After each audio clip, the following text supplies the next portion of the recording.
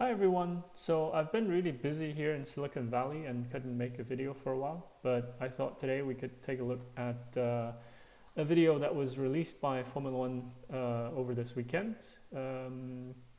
So I really enjoyed the helmet cam videos that Formula One have released. They really show a sense of just how violent and extreme the environment is in which the Formula One drivers have to operate in, and but the pedal cam that they released, I was really looking forward to it because when I heard they were going to release a pedal cam video, I was looking forward to seeing how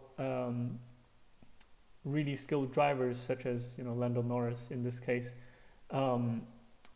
does this coordination between braking, throttle, and steering application. Because as you probably know, to drive a vehicle to the limit really requires a very fine coordination between these inputs to the vehicle to really optimize the load transfer in the vehicle to absolutely maximize the grip that is available and really make use of that grip. So let's start. So initially there's not much to see. So obviously it's pretty cool. Everything, carbon fiber. Steering column and all that, but so this was the first really interesting moment. So I'll just rewind. So Lando Norris is coming at high speed into I guess a medium speed, low to medium speed corner, and I've kind of sketched out what my interpretation of his inputs on the left here on the top. So the black line is the throttle. So he comes off the throttle, gets hard on the brakes, and pretty soon you can see him releasing the brake pedal, or not release, but start coming off.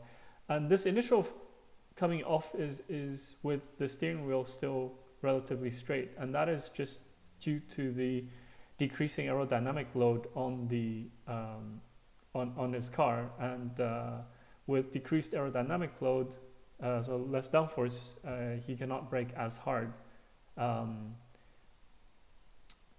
without otherwise he would lock the wheels and have a much longer braking distance. So the initial phase of him coming off the brakes is just to match the aerodynamic load on the vehicle. So let's go back. You see, so that initial release, he hadn't actually turned in yet. So on the brakes, release, and then he was turning in. So it's this. But then the second portion of coming off the brakes is what's called trail braking, and that is to absolutely maximize usage of the grip from the tires during the turn-in phase of the corner. So this is where the steering wheel is turning, and the more he turns, the less he's braking. So at this phase, the speed of the vehicle is more or less constant. But it's still decreasing, but not as much as in the initial braking phase. But Lando Norris is turning the steering wheel more and more, and that is why he has to brake less and less. And so that is like if you think about the friction circle.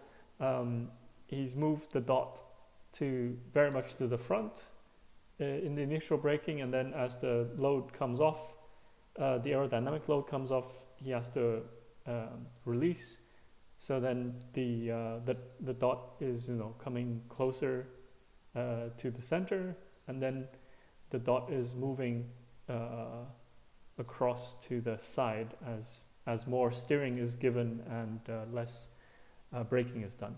So that's this phase. So let's brake, come off due to aerodynamic load, and then turning.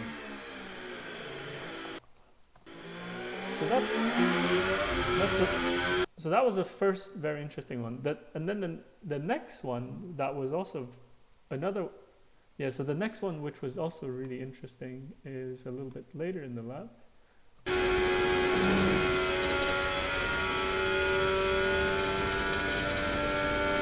Okay, I passed it. Right, so the next one will be a really, really fast right-hander. And the interesting thing is, like, if this was in a 2021 car, it would be flat. But it seems like the 2022 cars have seemingly a little bit less grip at high speed, so probably a little bit less downforce. And as a result, that this corner isn't flat anymore. And then and in this case, the brake is used quite gently, mainly to manage the load transfer. And then there is quite a lot of overlap between the braking and throttle, which you would never do in a road car, but for in a Formula One car, it definitely is done quite a lot to gently manage the load transfer for really high speed corners. So that's what I've sketched down here. So you will see before turn-in, Lando Norris will have already started some gentle braking and then coming off the throttle, and then as he comes off the brake, and you'll notice he brakes much less than in the previous section that I showed, and then it's significantly after he reapplies the throttle that he fully comes off the brakes.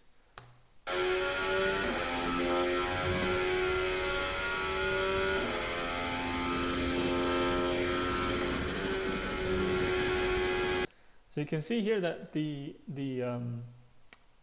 throttle pedal, the brake pedal is used much more gently, because I think simply coming off the throttle due to the amount of drag that the vehicle is applying already slows down the car quite a bit, and the only bit of braking that is applied is just to manage that weight transfer.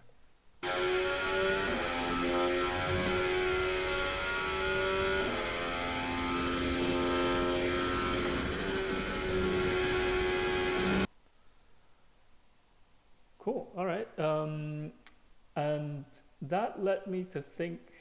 So, famously, there was one Formula One driver that didn't use left foot braking, which is quite surprising because, having sim raced myself, there was very obvious benefit to doing left foot braking, and so it was surprising when I heard that Rubens Barrichello, who was actually very successful as a Formula One driver, used right foot braking.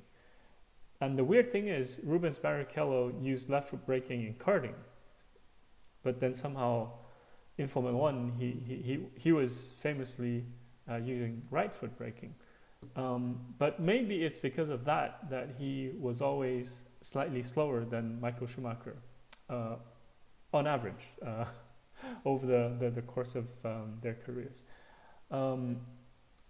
But when you think about Michael Schumacher and Rubens Barrichello, probably the most famous instance of Rubens Barrichello beating Michael Schumacher was the 2002 Austrian Grand Prix, where there was the whole debacle about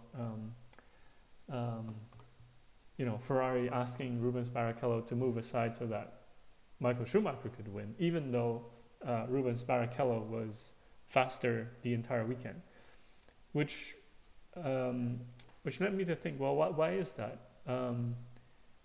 Why was Michael Schumacher slower than Rubens Barrichello around A1 ring? And that, I think, is actually related to the fact that on the A1 ring, you don't have as much, there aren't that many instances where you have overlapped steering and braking. So there, and the corners are also quite short. So like if we look at this video of braking point a bit uphill, and then a very sharp Austria.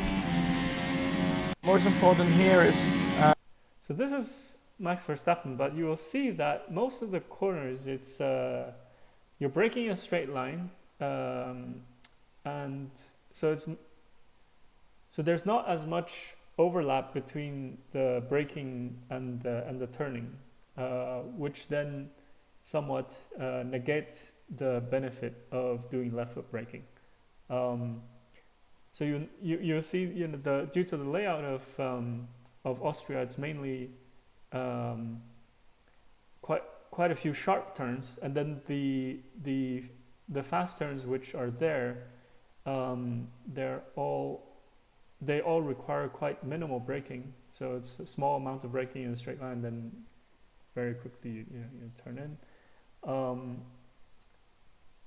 And so when you see Max Verstappen, there's all the braking is over very quickly. There's it's definitely not to the same length as the braking events which occur in Silverstone in the lap that we saw with Lando Norris.